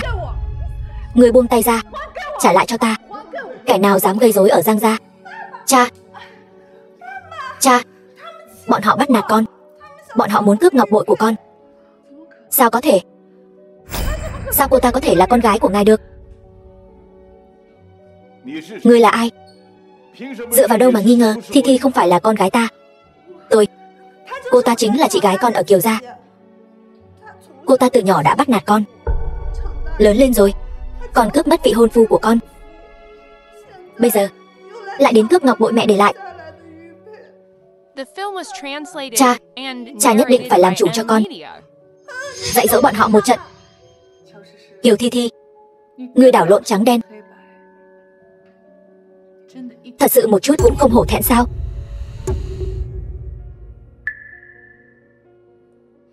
Thi Thi, chuyện này là sao? Cha đừng để cô ta lừa. Cô ta từ nhỏ đã là người ham hư vinh, lại còn hay nói dối. Không biết lúc nào đã trộm ngọc bội của con chụp ảnh lại. Nhất định phải tin con. Kiều Thi Thi, kẻ nói dối, ham hư vinh là ngươi mới đúng. Lâm Việt, ngươi có tư cách gì mà chỉ trích ta? Năm đó ở Biên Thành là ta liều mạng cứu ngươi.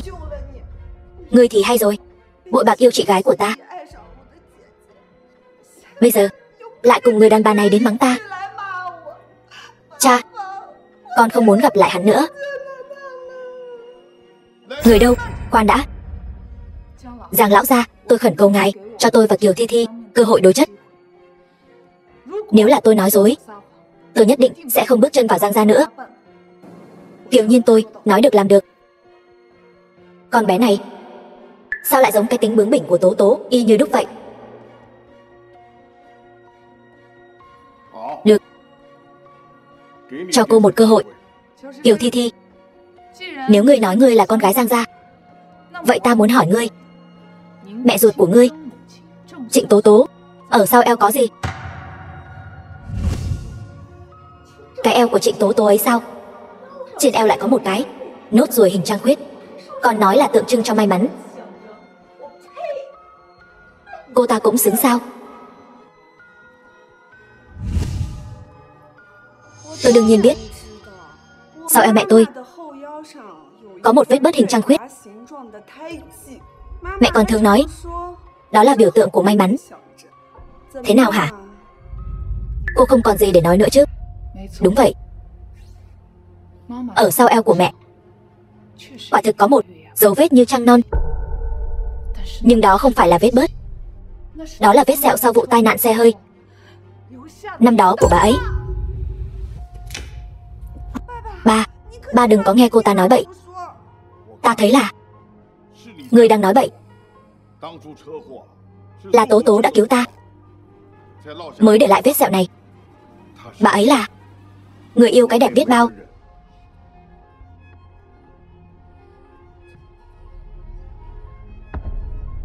Con gái. Thì ra con là con gái của ta. Con có trách ba không? Có mắt như mù. Nhiên Nhiên, ba xin lỗi con. Hơn 20 năm trước ta đã không có cha. Sau này ta cũng không cần. Xin ông sau này đừng gọi tôi như vậy nữa.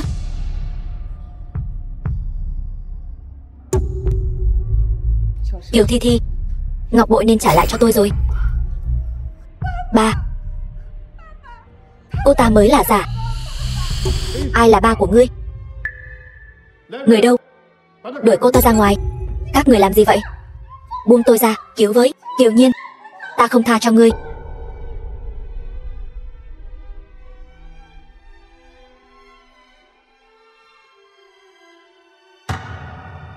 Bây giờ xem ra khuôn mặt này và Tố Tố thật sự là giống hệt nhau. Ngày đó ta có lỗi với hai mẹ con.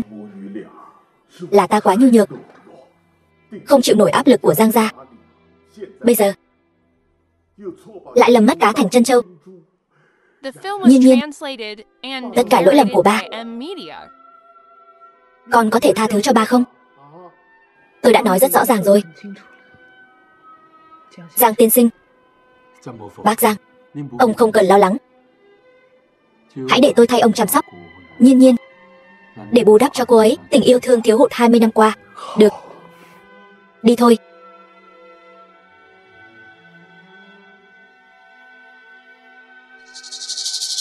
Vội vàng như vậy làm gì?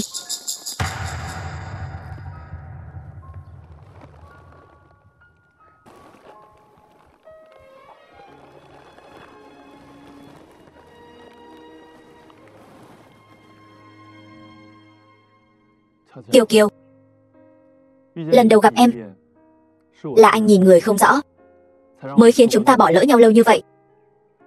Xin lỗi.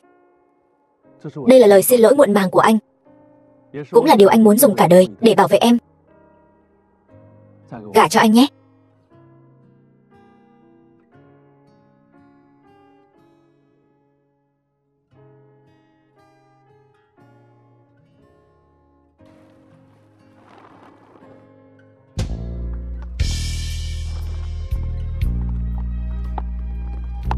Sao ông ta cũng tới đây? Anh biết em khẩu xà tâm Phật. Gần 1 năm nay em vẫn luôn âm thầm theo dõi tình hình của ông ấy.